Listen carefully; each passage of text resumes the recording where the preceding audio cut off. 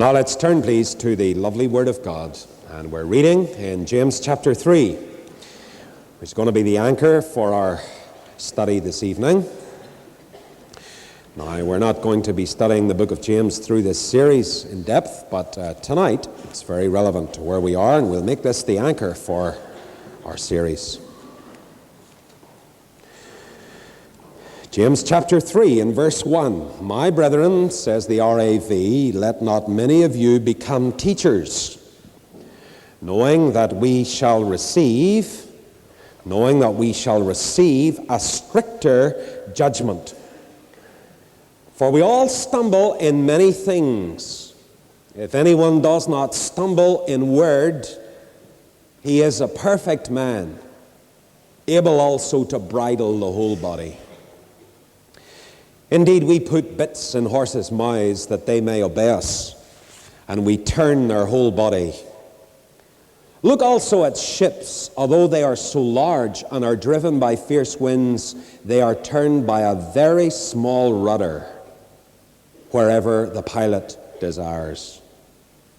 Even so, the tongue is a little member and boasts great things. See how great a forest a little fire kindles. And the tongue is a fire, a world of iniquity. The tongue is so set among our members that it defiles the whole body and sets on fire the course of nature and is set on fire by hell. For every kind of beast and bird, of reptile and creature of the sea is tamed and has been tamed by mankind. But no man can tame the tongue. It is an unruly evil, full of deadly poison.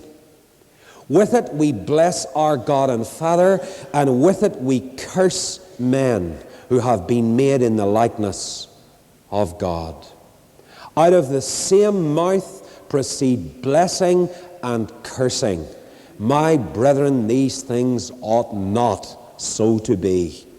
Does a spring send forth fresh water and bitter from the same opening? Can a fig tree, my brethren, bear olives, or a grapevine bear figs? Thus no spring can yield both salt water and fresh.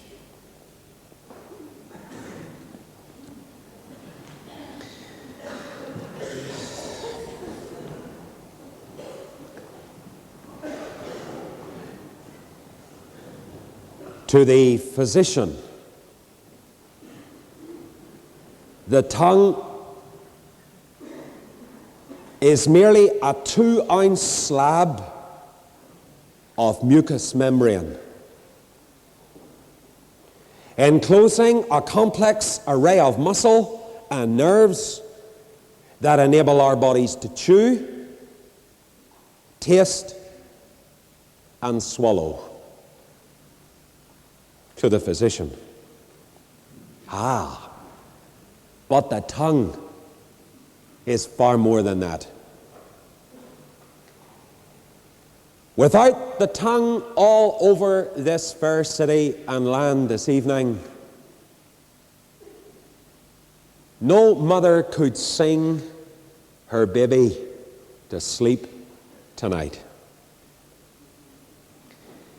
Without the tongue, no British ambassador could represent this nation, be it in Bucharest or on Capitol Hill itself in Washington, without his tongue. No teacher could ever be able to stretch the minds of her pupils without a tongue. No officer could ever lead his fighting men into battle without his tongue. No lawyer could ever sit and defend truth in a court of law without his tongue. No pastor could comfort troubled souls in the church without his tongue. No complicated, controversial issue that ever arose between human beings could ever be solved and discussed without the tongue. Our entire world without the tongue would be reduced to unintelligible grunts and shrugs. Seldom do we even stop to realize just how valuable this strange little member really is. It's 2 inches, 3 inches long, and it can kill a man 6 feet tall. A woman was found floating dead in a river, and a note was found on her person with 2 words on it. They said. It's the only thing by which you can skate on thin ice and get into hot water at the same time. What an incredible instrument it is. I have a little one at home who's very good with it. And she gets going most tea times at 10 to 6, about dessert time, when she's got an audience. And I can tell you that from 10 to 6 until 6 o'clock, I have virtually fallen on the floor with laughter at the way she uses it. She said to us tonight, the Lord bless her, I've got to get something. And her mother said to her, but we're having tea. Yes, but you're all together, she said. We're all together. So we knew she'd got an audience and something was coming. And she came back and she had these little cards in her hand. And I wondered, what on earth's coming? And she looked at me across the table and she said, Daddy, what do you call a bee born in May? I said, I don't know. What do you call a bee born in May? May bee. So we all laughed. Then, getting reaction, she warmed up and said, Dad, what goes 99 thump, 99 thump? I said, I don't know. What goes 99 thump, 99 thump? She said, a centipede with a wooden leg. So we laughed even more. But I thought the best one was when she said, what do you call, Dad, 2 spiders who have just got married? I said, I don't know. She said, newly webs. So she was really going. Or perhaps this one was the one that hit the top. What do you call a happy flea? A happy flea, she said, is a optimist. So I don't know whether those will all together. I don't know whether those will help and cheer your day or not, but they suddenly waken up at tea time.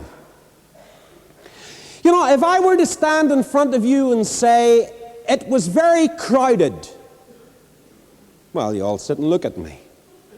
But if I were to say to you, it was as crowded as a telephone kiosk, no, it was as crowded as a trombone player playing in a telephone kiosk, you would suddenly get an image of not much space.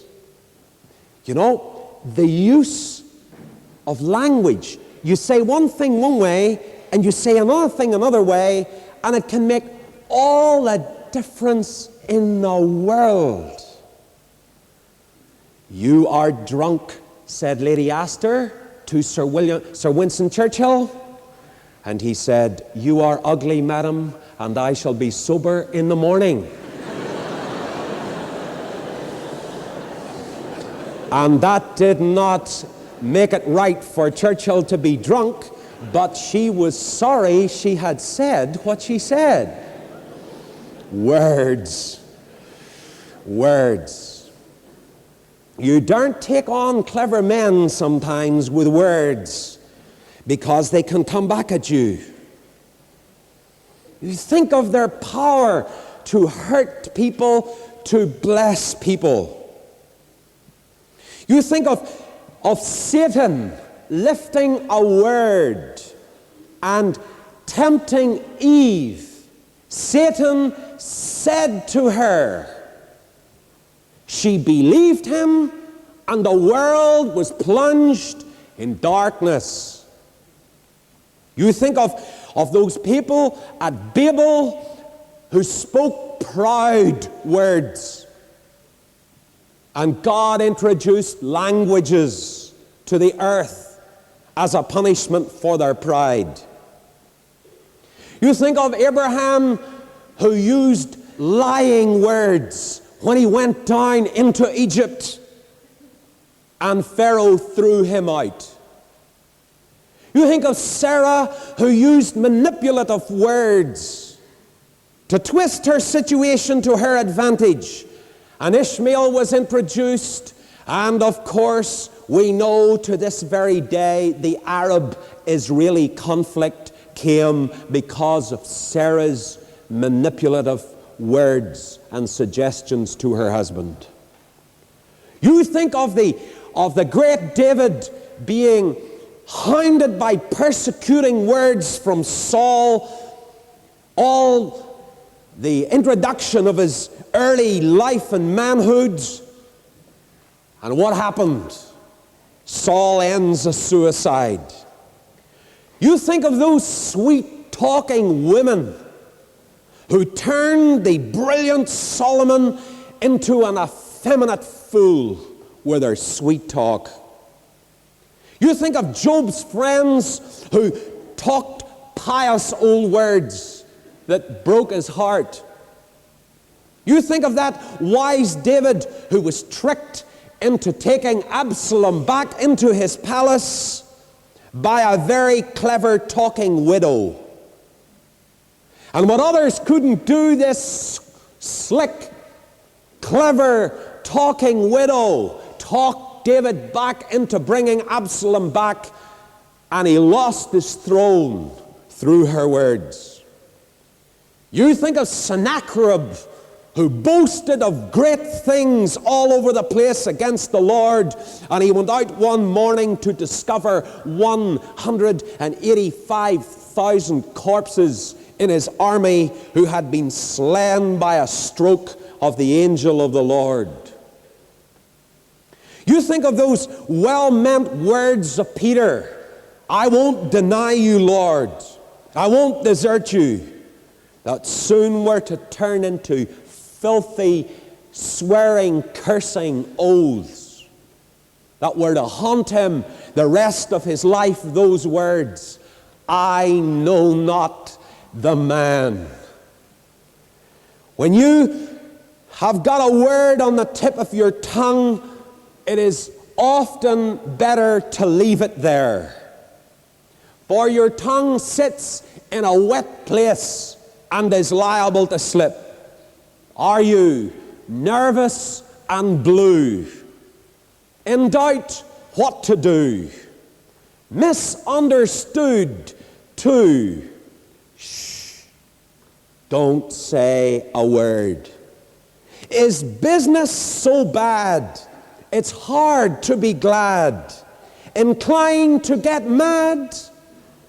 Shh. Don't say a word. Are things awry? Does it seem vain to try? Must you worry and sigh?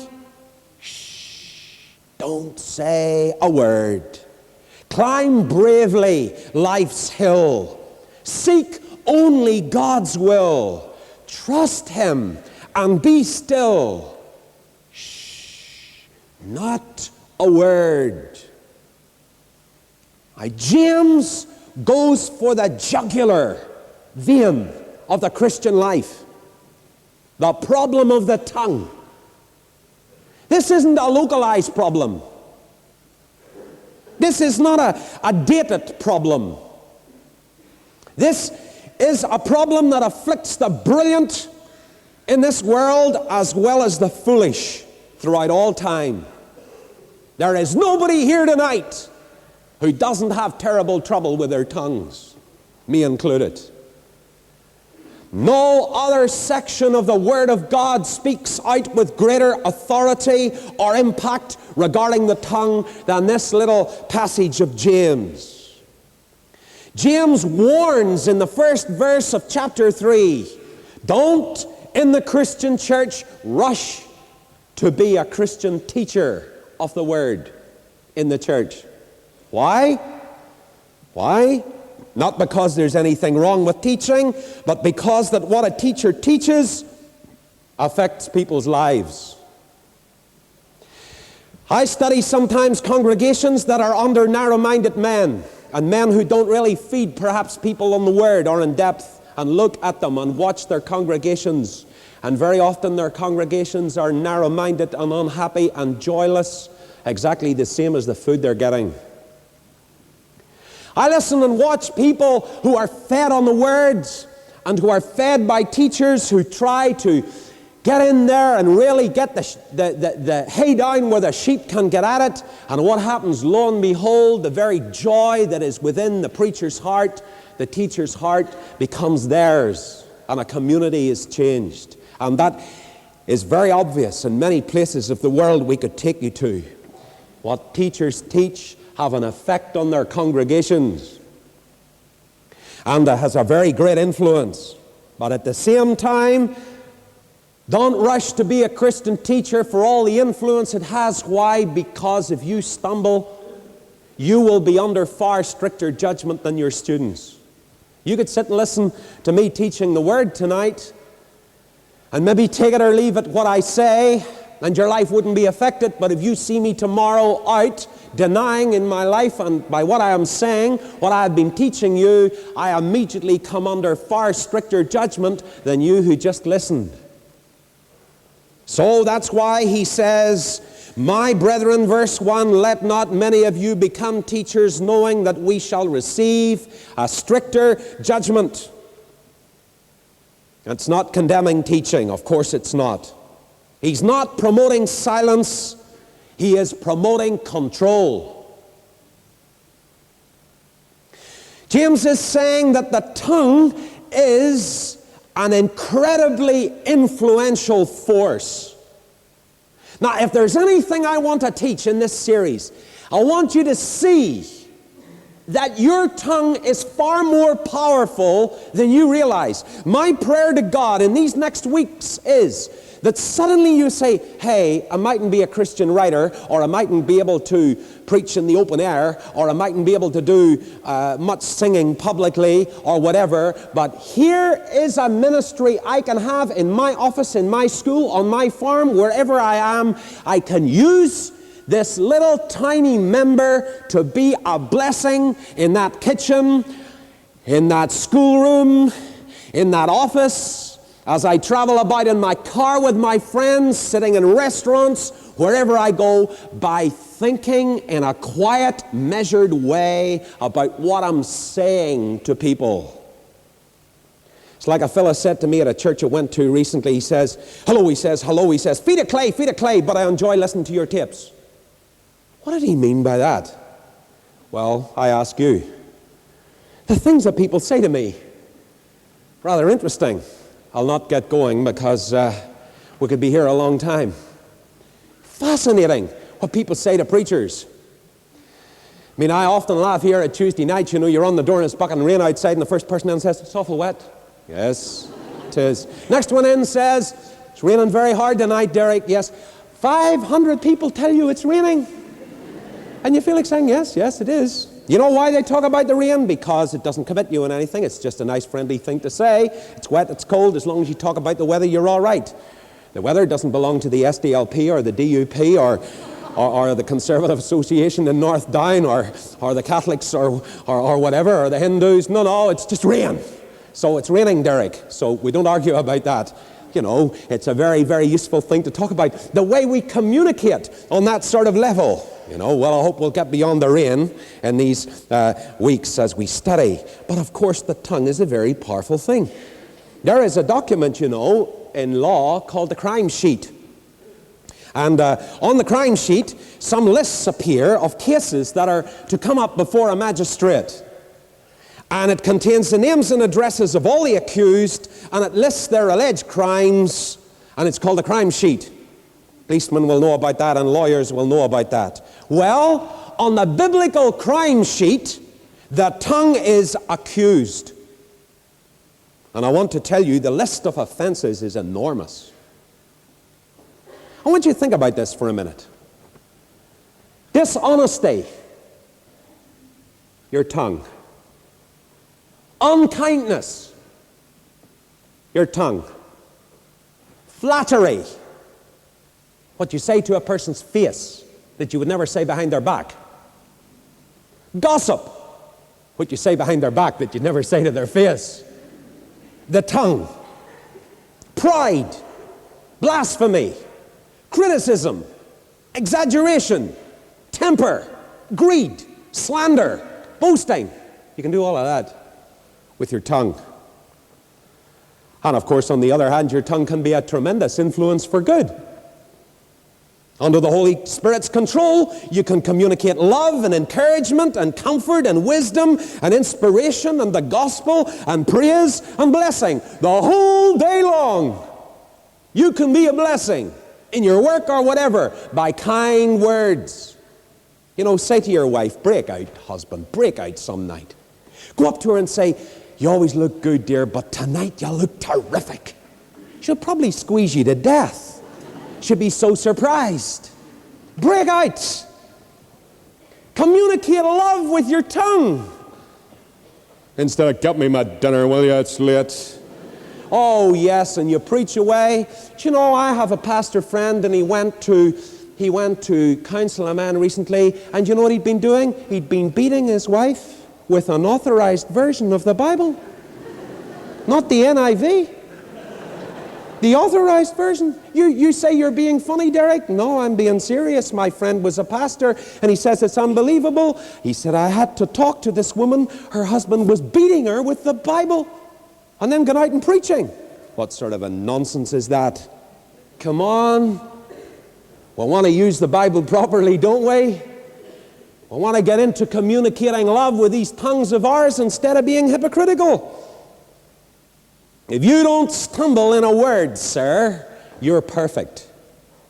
If you have never stumbled in your life in a word that you have said, you're perfect. And if you've done it, will you come afterwards? And we'll make a movie about you if you can prove it. You'd become the most famous person in the world overnight. I've never met anybody anywhere who has never stumbled in a word. If you're able to speak perfectly without stumbling and saying things that are wrong and hurtful and unkind or whatever, you'll be able to bridle your whole body. Notice that James says you put a wee tiny bit on a horse's mouth and you can control the movement of a horse. I was in New Zealand recently. We were out riding one afternoon and I was on this 18 hands horse. And boy, it was beautiful. Walking along by the river or riding along by the river and the beautiful mountains of New Zealand, we're riding along and suddenly this 18 hands horse hit an electric fence that I didn't see. Boy, was the bit useful. I tell you, friends, I was working hard on that bit and that bridle. Nearly broke my neck. And I tell you, I was in trouble. Powerful, holding that 18-hander back with that tiny little bit. It's very small, but it's awful useful. You take these girls that have just come into Auckland ahead of the fellas, and I'm kind of half praying they're going to beat them in this race around the world. And it would do the fellas good to get beaten for a while, wouldn't it, girls? And 12,000 people in Auckland turned up. When was it? At the weekend, whenever this famous yacht, the Maiden, arrived in with nothing on it but girls. who had come thousands of miles through 14 force winds. Absolutely incredible to see what they have done. But you know that wee tiny rudder is very important in a race around the world or on a mighty ship. A rudder is smaller in proportion to a ship than a bit is to a horse. Notice how James moves down in size. The bit, the horse, the rudder, the ship.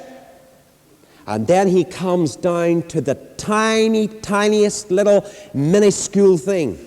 He moves to an even more extreme example of the proportional difference between size and the effect that the thing has. He says, take a spark.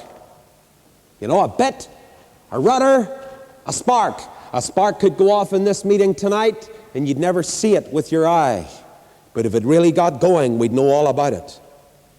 A spark going off in a forest can destroy an immense forest and consume hundreds of lives, and it begins even unnoticed to the human eye. Little tiny thing. The point is, of course, that although it's seemingly inconsequential because of its size, that little tongue there behind your teeth is tremendous for its potential to influence, to destroy, for good or for evil, depending on how you use it. And God is in this place, and this is His word I'm preaching, and you're listening to it, and I'm listening to it, and we're bowed under its authority tonight. And I hope that you'll never be the same again, Christian, after studying this. I hope you'll go home new husbands. I hope you'll go home new wives. I hope you'll go home new young people. I hope you'll go home better parents, better doctors, better solicitors, better farmers, better whatever. That all of your life, the people will say, there's something about that girl and there's something about that fellow. Just listen to him talk. He doesn't talk like anybody else in this factory, this school, this university. Where is this lovely, lovely, lovely thing coming from? The law of kindness in their tongues. The tongue is a fire, a world of iniquity. What does that mean? Difficult phrase. A world of iniquity. Well, it's the sum total of iniquity, finding its expression in the tongue. Do you know, if you go through the 10 Commandments and study them in depth, you'll see that the tongue can be involved in breaking every single one of the 10 Commandments. Those 10 mighty commandments given by God to Moses on Mount Sinai, you can break every one of them with that little thing behind your teeth. It's a microcosm of mischief.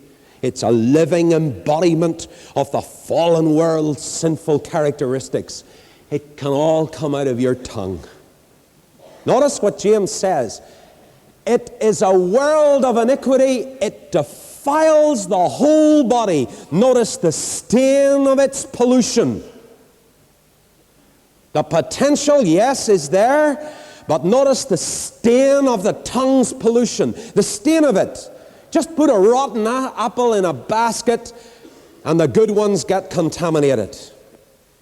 So it is, my friend, that a contaminated tongue has a polluting effect which spreads like a dirty stain into other areas of your life. Wreck your marriage, one stupid word. Wreck your engagement, one stupid word. Wreck your courtship, one stupid word. Divide your family and your children from you, one wicked, filthy, wrong, sinful word. Split churches, wreck nations, brings wars. It defiles the whole body. It's precisely so because so many sins begin with what the Bible says. No wonder the Bible says, rather, do not let your mouth lead you into sin.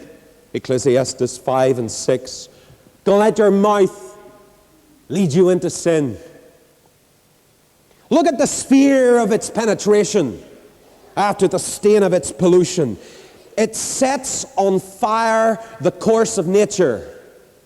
Or as your NIV has it there, it sets the whole course of life on fire. Now that's a notoriously difficult little phrase to translate. But I think to put it simply, it is saying that your tongue affects the whole sphere of human life.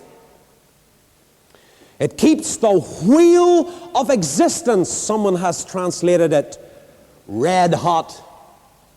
Or the daring J.B. Phillips, the man who really had that wonderful translation of Scripture and who really brought it into modern language for us, and who was so disappointed that his translation was not accepted as the leading translation of our generation. Died a very disappointed man, but he was a brilliant translator. He said, a very interesting translation of that, he said, the tongue makes the whole of life a blazing hell. And I tell you, sir, if your tongue's not controlled and mine's not controlled, there's a lot of truth in that. The sphere of its penetration. There is no part of my life which the tongue can't affect, and there is no time in my life when the sphere of its penetration cannot influence the course of anyone's life, whether I am 95 or whether I am 9. It is as active and as potent for evil in old age as it is in the days of your youth. Notice the source of its power. And, says James, it is set on fire by hell. Get you behind me, Satan, said Christ to Peter. Boy, what a word. How would you have felt if you had tried to dissuade the Lord from going to death, and he were to turn around to you and say, get behind me, Satan?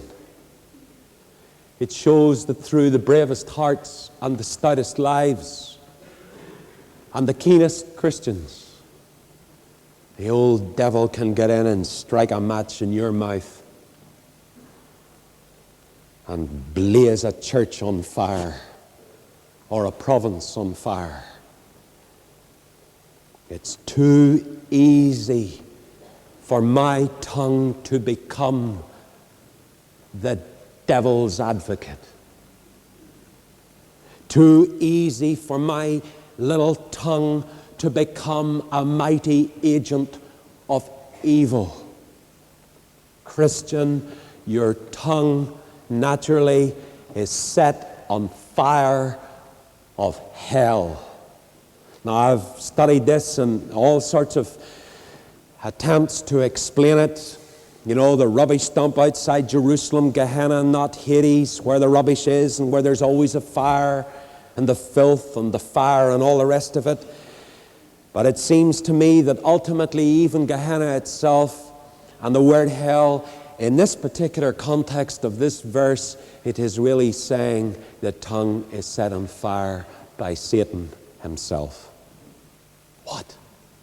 In here tonight. Satan. In my mouth, even in the pulpit, he could slip in. In yours. Before the night is through, my tongue could be an agent for his evil. Now, you may have reached a stage in your life where you feel there are some sins you're unlikely to commit now. But I want to say to you, be sure to settle in your mind, and let me settle it in mine, that there is no sin of which we are spiritually incapable. The tongue is like a spreading blaze. It's liable to break out at any time. How great a forest a little fire kindles. I want to prove that to you. I want to prove to you that what James is saying in our everyday world is just as real as when it was writing in the times of the Romans. Some say he was Christ's half-brother and so on. But writing at his time, it's just as relevant today. You take a tiny little spark out of a tongue, and what can it do? You know what it did? I've been to Ford's Theatre in Washington, you know, and you go into the little box there where Lincoln came in to watch that play that night, the famous Civil War president, and he was gunned down by Booth, and Booth jumped onto the stage and broke his ankle and hobbled away, was eventually surrounded way out in a wild somewhere and eventually taken, his life taken by the security forces of those days, and poor old Lincoln was carried across the road and led in a citizen's house where he died. I've been in that house. Then they buried him. Honest Abe, the real splitter who became the lawyer, who became the great Civil War president trying to hold the U.S. together. Do you know that 22 years after they buried Lincoln, an amazing thing happened? Somebody started a rumor that his body wasn't in his coffin. And you say, well, so what? Well, the spark became a flame until the U.S. authorities were forced by public opinion to prise open the Civil War president's coffin. What a girlish, grisly thing. You say horrible, and I agree. 1887, his coffin was prized open, and a select group of witnesses looked in and observed that the rumor was totally false, and they watched as the casket was resealed with lead. You say, grisly, Derek. Yes, that's true. But how would you feel if I told you that 14 years later, the same martyred man's body was viewed again, this time by more witnesses? Why? For the same grim purpose. Rumor had implanted doubt in the public's mind, and the pressure mounted, and despite very strong protests from Lincoln's son Robert, they opened the coffin again for a second time. And finally, officials felt that the rumors had to be laid to rest, along with that Civil War president, and the corpse was securely embedded in a crypt at Springfield, Illinois. A spark opened a president's coffin. If you started a rumor on me tonight that was wrong, you could wreck this ministry in a day, and I'd never be heard of again. I'm telling you. There's some people would have a preacher's life hung by their tongue. And if it wasn't for the goodness of God, any of us in preaching wouldn't be able to go on. The Lord protecting us and keeping us. Because I can tell you, when rumors sometimes are spread on preachers, some people would rather believe a lie than believe the truth. And that just doesn't apply to me in the pulpit. That applies to you in your life. Some relative, some cousin, some disgruntled person could start a spark on your life, and it could consume your life publicly for years. And people believe their lie. It's frightening. I wonder, is there anybody listening to me here tonight and you've been guilty of starting a spark that became a forest that wrecked some relationship between some fella and girl because you were jealous? Or wrecked somebody's life who was rising and doing well, and you were envious and you started that on them and you never said sorry. Wouldn't it be great if you'd get in your car tonight, if you've done that, and go away to wherever that house is and knock the door and sit down in their house and say, I'm sorry. And even if they throw you out, at least you've said you were sorry. Ere death comes. or the Lord comes? I tell you, it's practical, cruel. Rumors are like that. Let me give you a few examples.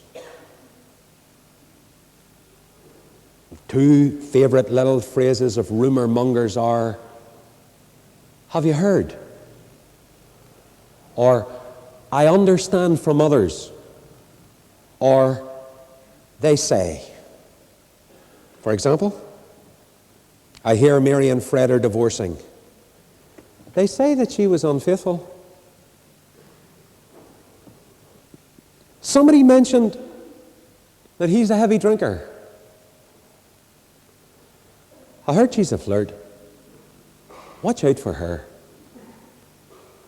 I hear their son is on drugs. They say that he's gone bust.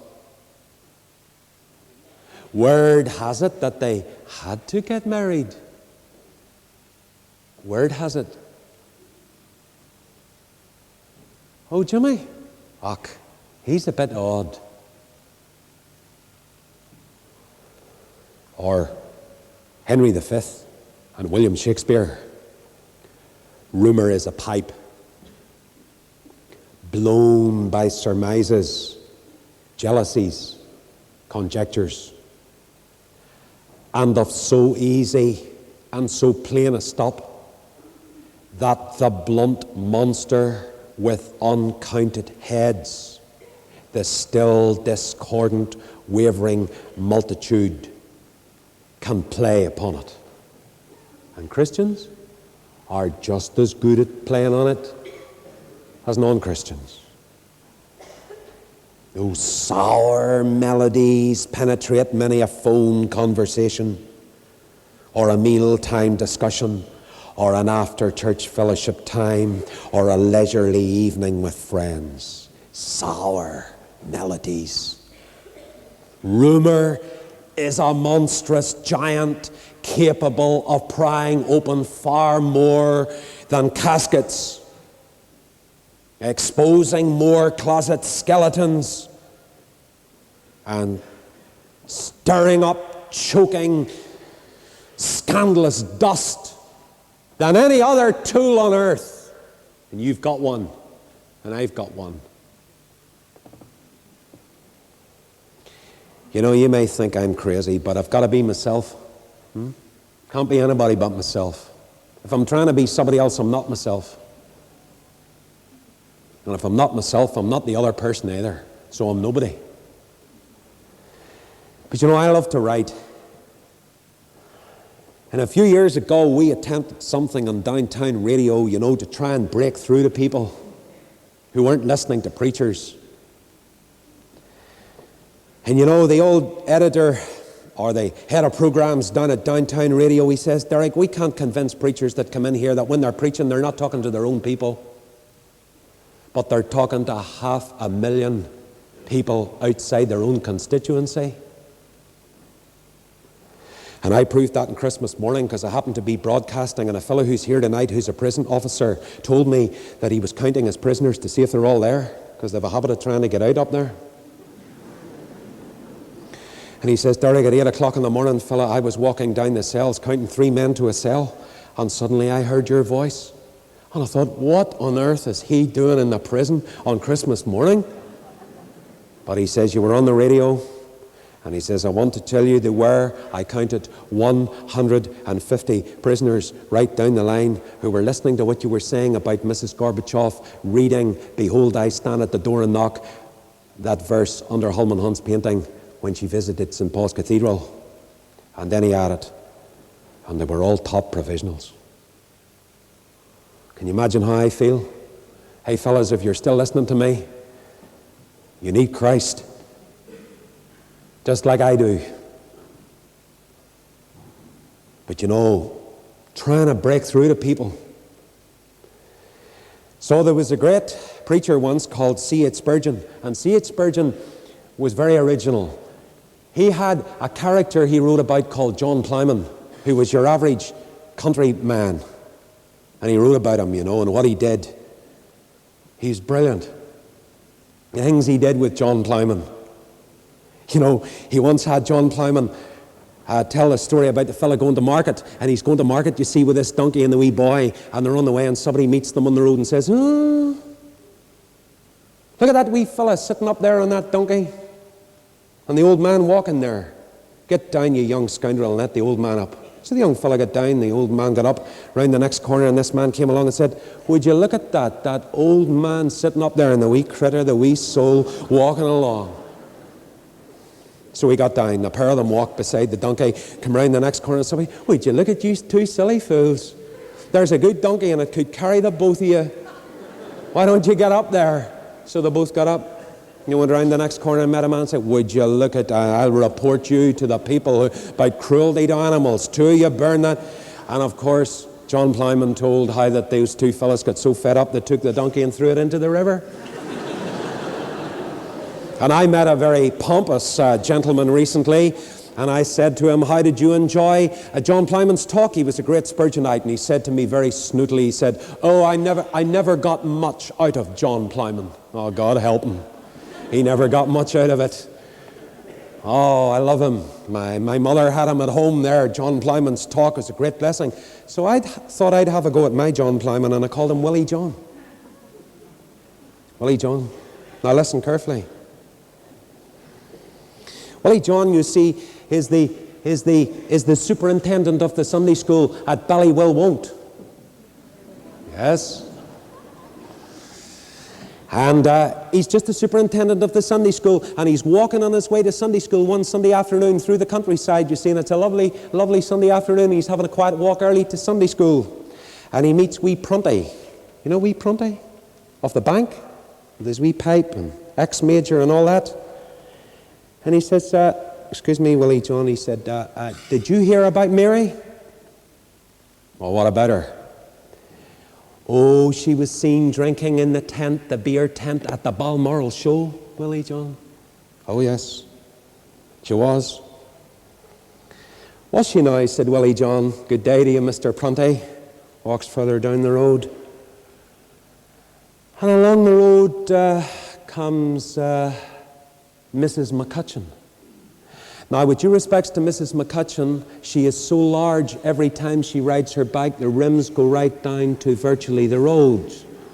And she sees Willie John coming, and she jumps off her bike, and the rims of the wheel are nearly touching the road, and they're suddenly up again. And she comes over and she says, "Excuse me, Willie John, did you hear about Mary?" She said breathlessly. "Well, what about her?" said our hero gently. "Well, hokey ginger, they say she got blind drunk at the show and she killed somebody on the road on the way home." "Oh, I hope it's not true," said Willie John, moving on. And of course, next he met wee Rogers of the bank, out for a spring afternoon walk with his family. "Terribly sad about Mary," said Rogers. "What about her?" "Oh, they tell me she got drunk at the show and she killed someone on the road, and because of her behaviour in the police station, she was held overnight in the station. She'll hardly teach Sunday school today, will she? Huh? Willie John?"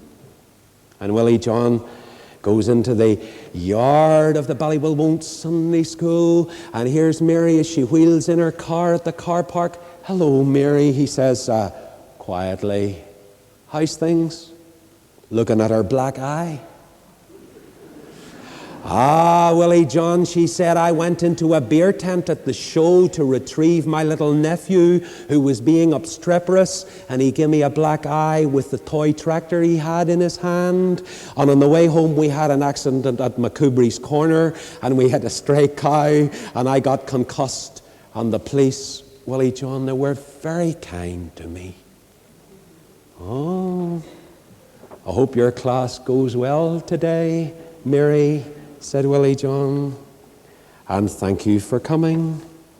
And a text kept coming into his head for the rest of the afternoon, though. And what did it say? It said, "The tongue is a fire, a world of iniquity. The tongue is so set among our members that it defiles the whole body and sets on fire the course of nature, and does set on fire by hell." You say, but Derek, how do you stop these rumour mongers? 4 simple rules. When they start a rumour that you suspect rather is a rumour, and they start saying, they said, or I have heard that it's said, or I have it on authority, you say, what authority? Say, could you identify your sources by name? Was it Mrs. McCutcheon or Lily McCoubrey or whatever? And if there are any of those here tonight, they have no relation to any person who's living or whatever. Identify sources by name. Where did you get the rumor? Then, of course, that's vital.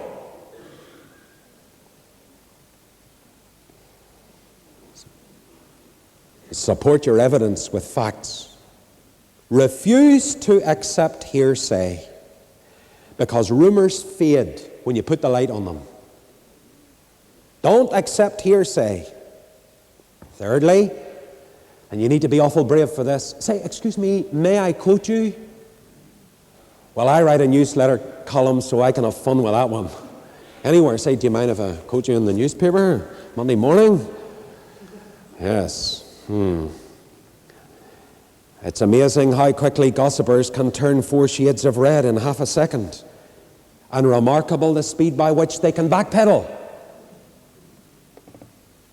and openly admit, and you'll need to be awful brave for this, if they are speaking against your friend or friends and you're really sick of it and you feel it's all wrong, stand up and say, I don't appreciate hearing that. And I'll guarantee you'll drive a wedge maybe immediately between you and the friend, but wouldn't that be far better than having all that regular garbage delivered to your ears? They'll probably not want to know you again. You know, if there's one line out of this powerful practical passage that really gets to my heart, it's that line. Verse 8, no man can tame the tongue. What is that saying? It is saying it is humanly untamable. As long as you live, your tongue will never gain control of itself. It defies being tamed. We can train falcons to land on our wrists, and pigeons to carry messages, and dogs to fetch the papers, and elephants to stand on rolling balls, and I have literally seen parrots trained to roller skate. You think of what they can do with animals. They can even get an alligator to roll over and you can rub his tummy. You say, is it true? Well, I wouldn't fancy it, but they can do it. They can tame it. I've seen a killer whale, that famous American one in Marine World in Florida, called one of the most famous killer whales in the world, Shamu. I've seen it with a man riding on his back. But the tongue. You can train a killer whale to jump up and put a ball on its nose, and you can't handle a wee instrument behind your teeth. Nobody can, humanly. It is capable of terrible injury.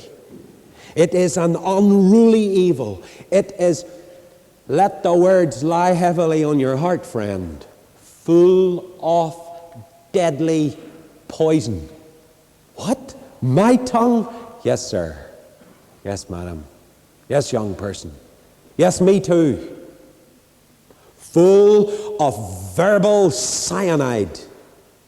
A sharp tongue is the only edged tool that gets keener with constant use. Never wears out. It's lethal, relentless, flaming missile that will sear and destroy at will. That's why the Proverbs says, in the tongue is the power of life and death. Many a man's health has been wrecked and he's gone into his grave because of what people said about him. Early death because of what people said. And it is capable of treacherous inconsistency. It doesn't look like the brutal beast that it is. It's neatly hidden there behind those ivory palace gates of yours. Its movements are an intriguing study. You know, you can curl it into a nice cheery whistle. You can bring it into a nice lazy afternoon yawn. You can flick a plum stone out between your teeth, those two jaw teeth, and not get nipped. And moments later, if you're a James Galway, you could play the flight of the bumblebee on a flute with the power of this thing, without a single miscue. From whistling to classical music to eating to tasting. You wouldn't think it was full of deadly poison. You wouldn't think it could wreck lives. Watch it. James says, in the same breath, you can praise God. And in the same breath, you can curse men.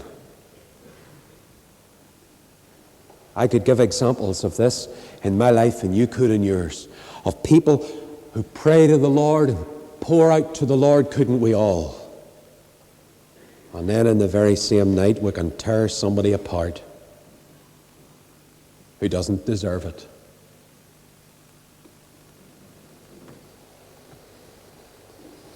Here's your tongue capable of such lovely things, and you just smash a hammer on your nail some night by mistake and see what the flip side of your tongue can do.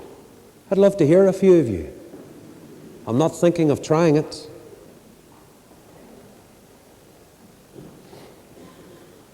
You stub your toe on a chair and you'll see that smooth words can become mighty tough.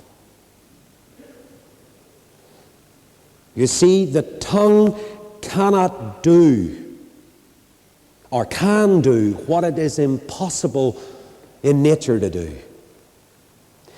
James says a spring can't have fresh water and salt water flowing from it at the same time. A fig tree can't have bear olives and or a grapevine figs. It's impossible. If it's an olive tree, it's an olive tree. If it's a vine, it's a vine. If it's salt water, it's salt water. If it's fresh water, it's fresh water. But the tongue can do that. Bless God, curse man. Same tongue. Maybe somebody should make a secret recording sometime and call it 10 minutes after the benediction or the final prayer. You know, excuse the eye, but I met Jim Voss, the famous wiretapper, once in Harlem. He was an amazing man. He used to be able to, he was a wiretapper, and he'd break in, you know, when news was coming of a horse race along the wires, and he'd stop the news, get into the betting shops, give it to his friends, they'd place a bet, and then he'd let it through. If there was a divorce case or something, he would follow the guilty party in a car and tap their conversations. He was a wiretapper, and he got saved wonderfully through Billy Graham's ministry in Los Angeles in 1946. And by the time I got to him, he was a fairly older man, and he was working amongst young people in Harlem and the gangs that were fighting there. But you know what happened to him once? He tried an experiment. He got up in a meeting and he said, friends, he said, before this meeting started, and it was a big meeting of several thousand people, I placed contraptions all over this building to record conversations that were going on before the meeting started. And I'll play them later. And he tells how that after the meeting, you know, it's several meetings and he was going to play them on another night or something, he was approached by men in the meeting with money.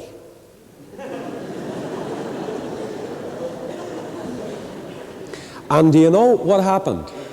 Although he was brilliant at his job, he actually hadn't got the thing switched on. So they never heard it. Boy, were those boys sorry. I wonder, have you ever thought that God has no trap or device? He just says that you and I will give an account of every idle word that we speak, and he hears every one of them, on the pillow, on the street, in a meeting, after a meeting, before a meeting, or whatever. You know, I've got one of these cordless phones, and one of the difficulties of a cordless phone is your neighbours can hear you talk if they're on the same channel. And a friend of mine kept warning me. He said, Derek, do you realize, boy, you know, there are people all around you listening to what you're saying with that cordless phone of yours.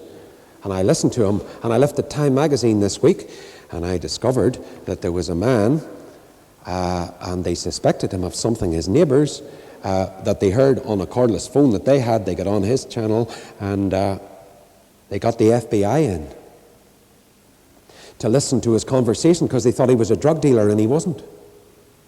And he's just slapped a $35 million lawsuit on his neighbours. That's neighbours indeed. $35 million lawsuit? Thereabouts. That's all. And I don't know how the court case will go. In fact, I'm awful interested how it'll go. What will the judge say? But God hasn't got a cordless phone. He's listening to you, Christian. He's listening to me. He knows it all. It's totally improper in the spiritual world to bring out of the same mouth blessing and cursing. From Gloria to gossip. From biblical creed to criticism. From worshipping God to worshipping men. I happen to be writing a book at the moment on the book of Proverbs, and it's one of the most fascinating studies I've ever had the privilege of doing. I'm really enjoying it. And I've been doing, on the first approach to it, the heart in the book of Proverbs. And the more I study it, the more I see that it is related to the tongue. You'll find it if you study it in the book of Proverbs, that what you are in your heart comes out in your tongue. The kind of things you talk about, the kind of things you say, shows your heart. What's going on in your heart comes out in your tongue. Now, how can you guard it? What about the epitaph in England? Beneath this stone, a lump of clay, lies Arabella Young, who on the 31st of May began to hold her tongue. You don't want to wait that long, ladies, do you? You don't want to wait that long, men? What is the best way to guard it? Well, what about the American journalist William Norris?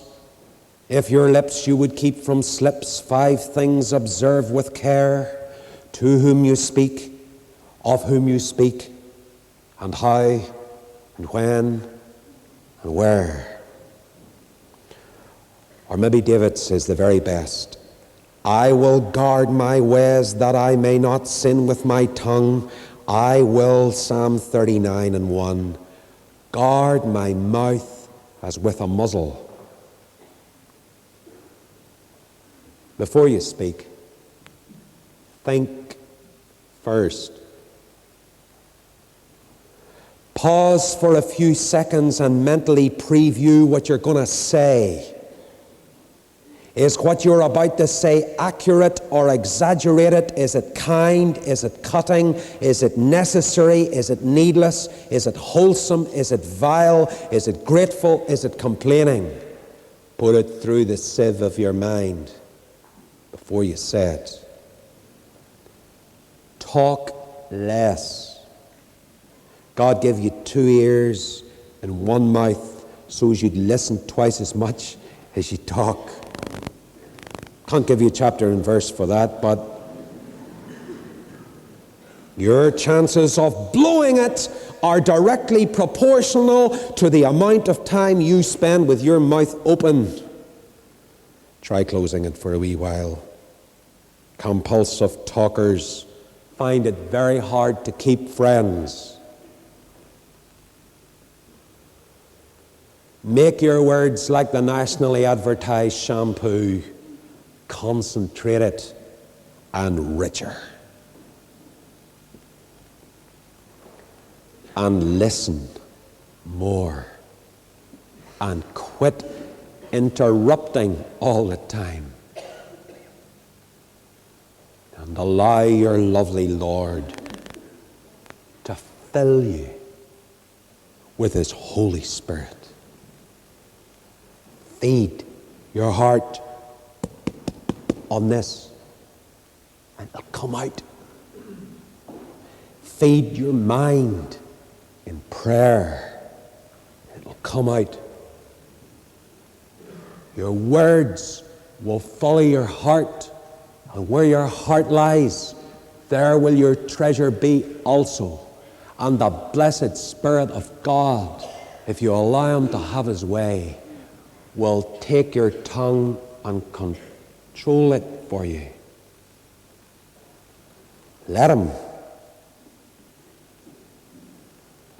And this province, with 1,000 of you near enough here tonight, would feel a blast of pure, fresh spring air all over this province. If you and I would go home and obey this at home, tonight, tomorrow,